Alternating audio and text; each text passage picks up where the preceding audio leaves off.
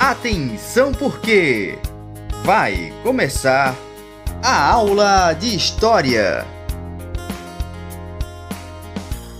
Olá, alunos da Rede Municipal de Educação, em especial você que faz parte dos 7º anos e da EJA.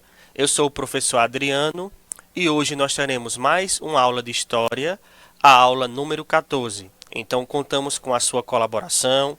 Pega caderno, caneta, lápis, enfim, materiais para no decorrer da aula vocês fazerem possíveis anotações, beleza? Então, vamos para mais uma aula de História e hoje nossa aula ela será uma aula de revisão. Nós vamos rever alguns conteúdos programados para a avaliação de vocês dessa terceira unidade. Então, é a oportunidade de quem não participou, de quem não assistiu essas aulas, poder participar hoje e ver a explicação. Beleza, gente? Então, contamos com a sua colaboração. Antes de nós começarmos a revisão, gente, da aula de hoje, nós vamos fazer a correção da atividade da nossa última aula, que foi a aula número 13. Questão 1. Como se chamava o local no engenho onde o senhor do engenho e toda a sua família moravam? Alternativa correta, alternativa A, Casa Grande. Questão 2. Quais foram os dois estados do Nordeste brasileiro que se destacaram como sendo os principais produtores de açúcar no período colonial? A alternativa correta, a alternativa D, foram os estados de Pernambuco e Bahia. Questão 3. O país que atuava como parceiro econômico de Portugal na produção do açúcar por meio do financiamento dos engenhos, pelo transporte e distribuição da mercadoria para o continente europeu era a Holanda. Então a alternativa correta é a alternativa A. Questão 4. Levando em consideração o período colonial brasileiro, todo o trabalho realizado nos engenhos de açúcar era feito pelos, alternativa correta, alternativa B, pelos negros africanos. E por fim, a questão 5, a moenda que funcionava através da tração animal ou humana também era conhecida como trapiches. Então a alternativa correta é a alternativa C. Ok, gente? Fizemos a correção e agora vamos para a revisão da nossa disciplina de História. Ok? Prestem atenção para vocês tirarem talvez aí possíveis dúvidas que vai ajudar vocês na avaliação. Vamos falar, gente, sobre a colonização portuguesa na América. Resistências, acomodações, práticas culturais e formação do Novo Mundo. Vamos começar falando sobre a chegada dos portugueses ao Brasil. Os portugueses, galera, eles chegam aqui no nosso território no ano de 1500. E o objetivo dos portugueses, ao chegarem aqui no nosso país, era encontrar ouro.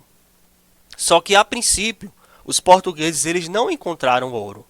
Eles encontraram, sim, muita madeira e essa madeira ela acabou sendo batizada de pau-brasil. Não encontrando ouro, o que foi que os portugueses fizeram? Ignoraram a terra, deixaram a terra para lá. Não tem ouro, então eu não quero a terra. Então, 30 anos depois, apenas em 1530, 30 anos após os portugueses chegarem ao nosso território, é que eles decidem colonizar, ou seja, habitar o território brasileiro.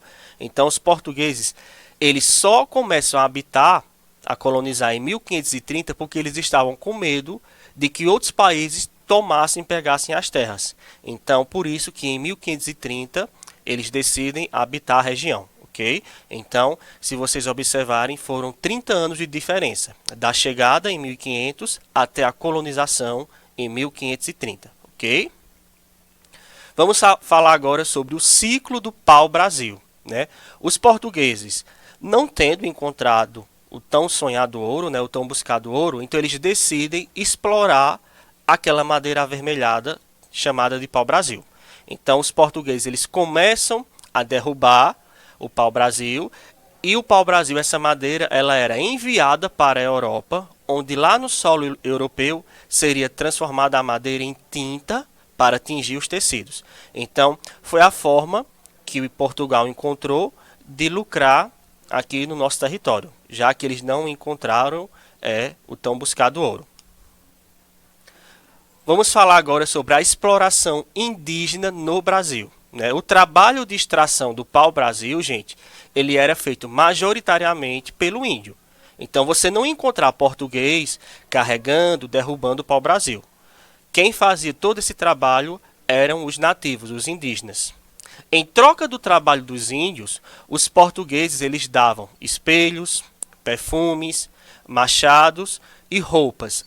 Essas coisas ficaram conhecidas como bugigangas, que eram coisas de pouco valor. Então o índio trabalhava e ganhava ali um espelho, um machado. Então os índios ganhavam as conhecidas bugigangas. Essa troca entre os portugueses e os índios, de um produto por outro, acabou recebendo o nome de escambo. Então o português trabalha, explora o pau-brasil, carrega, transporta para os navios e, em troca, o português dava ali as bugigangas. Então essa troca de um produto por outro ficou conhecido como escambo. Os portugueses também eles construíram as chamadas feitorias, que eram armazéns para guardar, armazenar o pau-brasil, para que não houvesse ali roubos, furtos da madeira. Então, o pau-brasil era derrubado e, quando não era enviado imediatamente para a Europa, ele era guardado nas feitorias. Alguns portugueses achavam os índios do Brasil selvagens e pensavam que eles eram canibais ou carnívoros. Então esse primeiro contato entre o índio e o português foi um contato um pouco complicado, porque a visão dos portugueses para os nativos brasileiros era que esses nativos eles eram canibais, carnívoros. Então foi um primeiro contato assim um pouco complicado. Os índios brasileiros, gente, eles foram obrigados a mudar seus rituais religiosos e a seguir a religião cristã.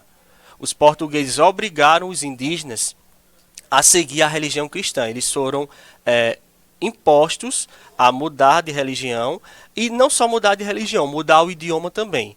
Então a gente pode observar aí uma exploração portuguesa para com os nossos índios. Ok? Clarinho, clarinho. Vamos falar agora sobre as capitanias hereditárias. Como o território brasileiro era grande e extenso, o que foi que Portugal fez? Decidiu dividir o nosso território em capitanias hereditárias. Professor, o que eram as capitanias hereditárias? Capitania hereditária foi um sistema político e administrativo onde o Brasil foi dividido em 15 lotes de terras e distribuído a algumas pessoas.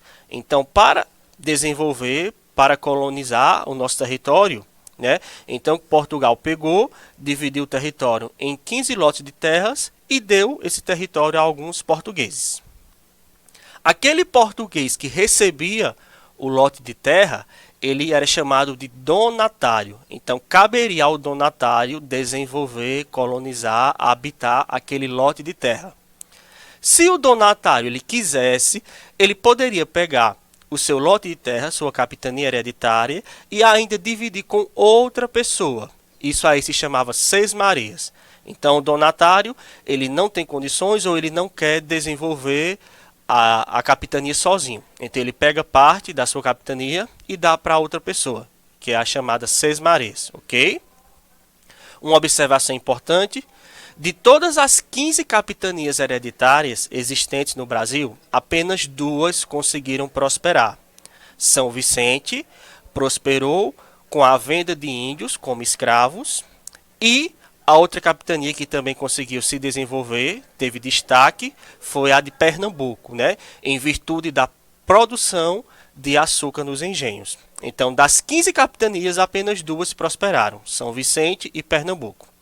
A capitania hereditária de Pernambuco, ela conseguiu se desenvolver, conseguiu ter destaque graças ao solo da região, que era um solo conhecido como solo massapê, que justamente era um solo propício para a plantação de cana-de-açúcar. Ok? Clarinho, clarinho. Como eu disse a vocês, gente, das 15 capitanias, apenas 2 conseguiram prosperar, que foi São Vicente e Pernambuco. Alguns motivos, gente, algumas causas contribuíram para o fracasso dessas capitanias hereditárias. Eu separei para vocês alguns dos motivos que levaram a esses fracassos das capitanias hereditárias. A ausência de recursos financeiros, né? Os donatários eles não tinham recursos financeiros, né? Portugal dava a capitania e o donatário tinha que se virar. Ataque indígena, muitos donatários acabaram sofrendo ataque dos índios, né? Os índios não estavam concordando com esse sistema de capitania hereditária. Distância em relação à metrópole, existia uma distância muito grande das capitanias hereditárias com a metrópole, com Portugal, e essa distância acabou contribuindo para a falta de comunicação. Então, tudo isso levou ao fracasso das capitanias hereditárias, porque de 15, apenas 2 se desenvolveram e prosperar.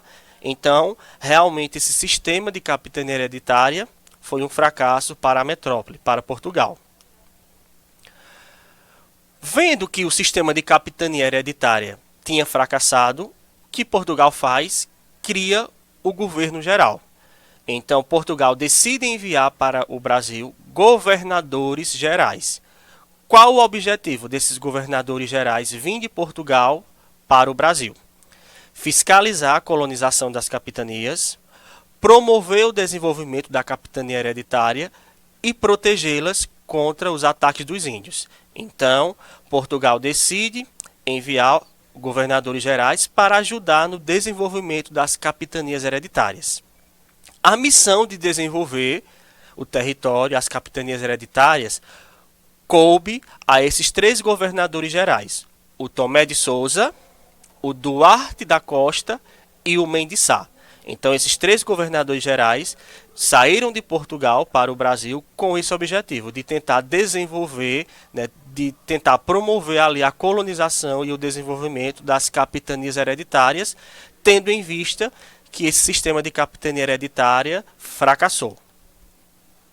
Uma informação importante aqui, ó, você sabia? O nosso país chama-se Brasil em homenagem à madeira avermelhada que historicamente foi muito explorada no nosso território, né? O pau-brasil. Então, por conta do pau-brasil, é que o nosso país recebe o nome de Brasil. E quem nasce no Brasil é chamado de brasileiro por causa dos negociantes de pau-brasil, os brasileiros. Então, aquelas pessoas que antigamente negociavam, comercializavam o pau-brasil, eram chamados de brasileiros. Por isso que quem nasce no Brasil é chamado de brasileiro, ok? Então aqui 2 informações importantes. Vamos agora falar sobre a economia e sociedade açucareira. Tinha tanta coisa que Portugal poderia investir no Brasil, né? Por que Portugal escolheu investir no açúcar? Por diversos motivos. Portugal tinha mercados consumidores na Europa, tinha quem comprasse o açúcar português, né? Portugal tinha uma experiência na área do açúcar, né? Porque Portugal já plantava cana-de-açúcar em outros locais, então já era um país experiente nessa área.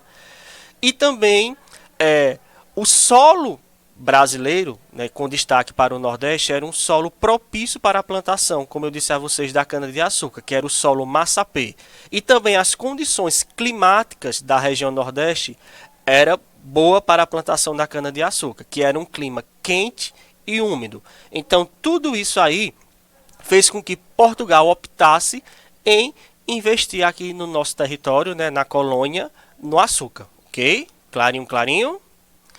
Eu separei para vocês aqui as partes, né, a estrutura de um engenho antigamente. Quais eram as partes que faziam parte de um engenho? Tinha a Casa Grande. Na Casa Grande morava o senhor do engenho, o dono do engenho e a sua família. A senzala era o local onde os escravos moravam, era a habitação dos escravos. A moenda era o local onde a cana-de-açúcar era moída e se extraía o caldo, né? O nome deixa bem evidente, né? Moenda, porque a cana era moída. A fornalha era onde o caldo da cana era fervido. Casa do purgar era onde o açúcar era branqueado e se separava o açúcar mascavo, que era o açúcar escuro, do açúcar de melhor qualidade. Então essa separação do açúcar era feita na casa do purgar. E por fim, a capela era o local onde se realizava as orações, casamentos, enfim. Então essas eram as partes que compunham os engenhos aqui no nosso território. Vocês podem observar na imagem, né, um engenho e algumas das partes que faziam parte do engenho, né? A casa grande, que era o local mais sofisticado do engenho, né, onde o dono do engenho morava, a moenda, a senzala, enfim. Vamos agora falar sobre os tipos de moendas nos engenhos. Tinha dois tipos de moenda, gente. Tinha a moenda que era movida a água, que era um tipo de moenda mais sofisticada, que normalmente se encontrava nos grandes engenhos, e essa moenda ela poderia moer uma grande quantidade de cana-de-açúcar. O outro tipo de moenda era a moenda movida através de tração animal ou humana, que também era conhecida como trapiches. Esse tipo de moenda era uma moenda mais simples que se encontrava naqueles engenhos pequenos. Então, nessa época aqui, gente, no período colonial, a gente poderia encontrar esses dois tipos de moedas. A moenda movida a água, como eu falei, era uma moenda mais sofisticada, e a moenda movida através de tração animal ou humana, que era uma moenda mais simples. Uma observação importante: no Nordeste, os principais centros produtores de açúcar eram Pernambuco e Bahia. Então esses dois estados eles acabaram se destacando na produção do açúcar. Beleza? Clarinho, clarinho. Vamos agora falar sobre a escravidão nos engenhos. Os engenhos do Brasil, gente, eles eram movidos pelo trabalho escravo. A princípio, os portugueses, eles queriam escravizar o índio. Queriam colocar o índio para trabalhar como escravo nos engenhos. Só que os índios, eles eram protegidos pelos jesuítas. Os jesuítas começaram a cair em cima dos portugueses, para que os portugueses não escravizassem os índios. O que é que Portugal faz? Para solucionar o problema, né, de falta de mão de obra, Portugal começa a traficar, a trazer africanos para o Brasil. Então o negro africano ele vem da África e começa a trabalhar para a metrópole, para Portugal, nos engenhos de açúcar, né? Tendo em vista que os índios eles foram deixados de lado por conta ali da pressão dos jesuítas, ok?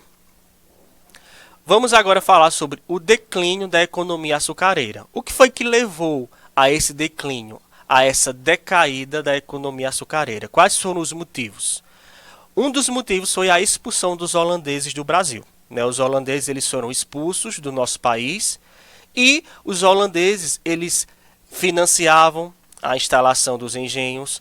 Os holandeses transportavam, comercializavam o açúcar lá na Europa. Então, com a expulsão dos holandeses do nosso país, acabou interferindo aí na comercialização do açúcar. Então, isso contribuiu para o declínio, para a decaída da economia açucareira do nosso país. E se já não bastasse a expulsão dos holandeses da colônia, após eles serem expulsos do nosso território, eles passam a produzir açúcar lá nas Antilhas. E começaram a vender esse açúcar a um preço mais barato na Europa. Então os europeus deixaram de comprar o açúcar brasileiro e passaram agora a comprar o açúcar holandês. Então isso aí acabou contribuindo para esse declínio da economia açucareira aqui no nosso país, na colônia. Ok, gente? Você sabia? Uma informação importante. O açúcar, antigamente, era um artigo de luxo, onde somente reis e nobres tinham condições de comprá-lo. Hoje, o açúcar você encontra em qualquer lugar, é um produto, é um alimento que faz parte da cesta básica do brasileiro, só que antigamente não era todo mundo que tinha condições de comprar açúcar. Só se você fosse um nobre, uma pessoa da alta classe. Ok, gente? Aqui tem algumas referências, alguns links, alguns sites que foram utilizados para a elaboração do material. Espero ter contribuído de alguma forma com o conhecimento e com a aprendizagem de vocês. Agora vão lá fazer a prova, arrase, brilhe, confie, foco, força e boa prova. É só colocar agora em prática o que vocês aprenderam, beleza? Tchau, fiquem com Deus, fui!